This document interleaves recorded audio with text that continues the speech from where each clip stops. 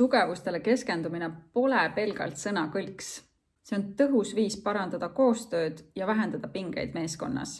Päriselus on aga kahjuks nii, et tiimid keskenduvad sellele, mis ei toimi ning inimesed pannakse arendama oma nõrkusi ning siis imestatakse, miks motivatsioon kaob. Ole sina nutikas ja too tähelepanu oma meeskonnas sellele, mis tegelikult juba töötab hästi. Kaasa arvatud oma tiimiliikmete tugevused. 3 sammu tugevustepõhise meeskonnatöö suunas on: kõigepealt kaardista iga tiimiliikme tugevused.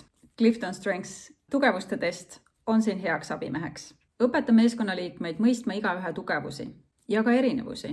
Näiteks mõni on selline suurepärane algataja, aktiveerija ja teine jälle vajab analüüsiks aega.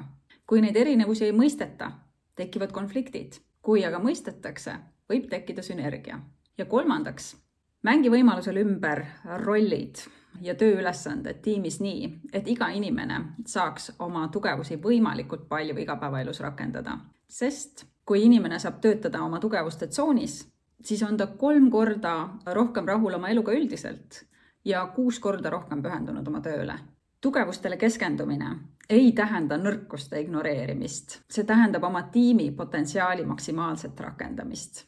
Kas sinu tiim juba rakendab oma täispotentsiaali?